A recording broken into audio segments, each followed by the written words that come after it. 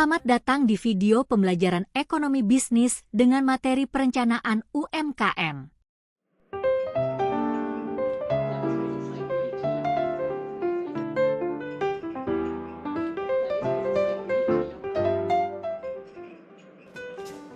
Hai Gena, apa yang sedang kamu pikirkan?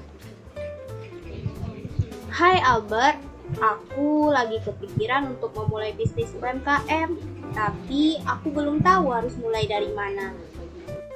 Wah, itu ide yang sangat bagus. Kita bisa merencanakannya bersama. Apa kamu sudah punya ide produknya? Sekarang belum, aku masih bingung. Aku cuma tahu UMKM itu usaha kecil. Apa saja yang perlu kita pertimbangkan?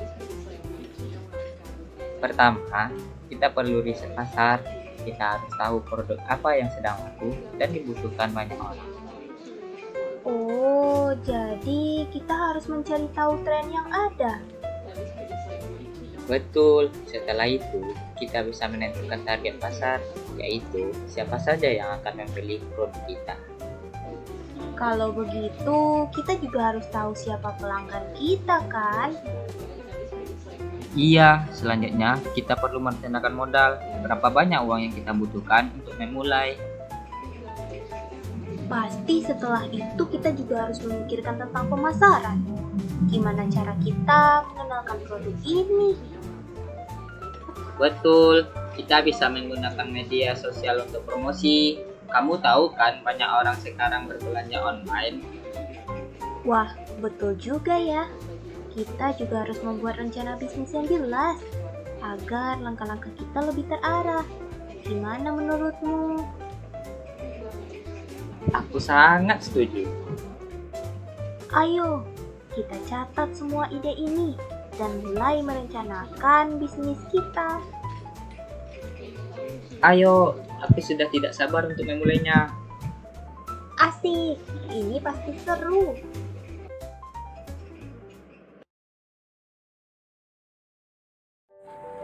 UMKM yang merupakan singkatan dari usaha mikro, kecil, dan menengah adalah fondasi penting dalam perekonomian kita. Usaha ini dijalankan oleh satu atau beberapa orang dan memiliki ruang lingkup yang tergolong kecil. Dalam dunia UMKM, ada 3 kategori utama yang perlu kita ketahui: usaha mikro, usaha kecil, dan usaha menengah. Pertama, mari kita bahas usaha mikro. Usaha ini adalah jenis usaha yang mandiri, dikelola oleh individu atau badan usaha, dan tidak merupakan anak perusahaan dari usaha lain. Usaha mikro ini memiliki kekayaan bersih paling banyak 50 juta rupiah dan hasil penjualannya tidak boleh lebih dari 300 juta rupiah per tahun. Dengan skala yang kecil, usaha mikro seringkali memberikan peluang bagi banyak orang untuk memulai bisnis mereka sendiri. Selanjutnya, ada usaha kecil. Usaha kecil juga dikelola secara mandiri dan memiliki kekayaan bersih maksimum 500 juta rupiah. Hasil penjualannya berkisar antara 300 juta hingga 2,5 miliar rupiah per tahun. Usaha kecil ini menjadi jembatan bagi para pengusaha untuk mengembangkan usaha mereka ke tingkat yang lebih tinggi. Kemudian, kita sampai pada usaha menengah. Usaha ini memiliki kekayaan bersih maksimum 500 juta rupiah, tetapi hasil penjualannya bisa mencapai antara 2,5 miliar hingga 50 miliar rupiah. Usaha menengah berperan signifikan dalam menciptakan lapangan kerja dan mendukung pertumbuhan ekonomi. Namun, untuk menjalankan UMKM dengan sukses, penting bagi setiap pengusaha untuk memiliki rencana bisnis.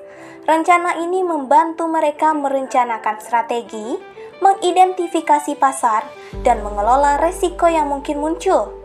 Salah satu alat yang berguna dalam proses ini adalah analisis SWOT, yang membantu mengevaluasi kekuatan, kelemahan, peluang, dan ancaman yang ada dalam satu proyek bisnis. Meski begitu, para pelaku UMKM menghadapi berbagai tantangan, persaingan yang ketat, akses terhadap modal, dan perubahan tren pasar menjadi hambatan yang harus dihadapi.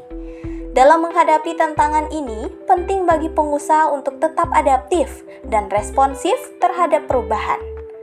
Untuk meraih kesuksesan, langkah-langkah dalam merencanakan promosi juga sangat krusial.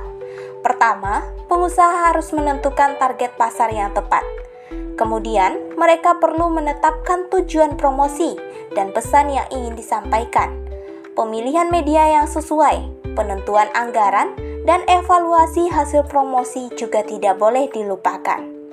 Dengan pemahaman yang baik tentang UMKM dan strategi yang tepat, para pelaku usaha kecil dapat meningkatkan peluang mereka untuk sukses dalam dunia bisnis.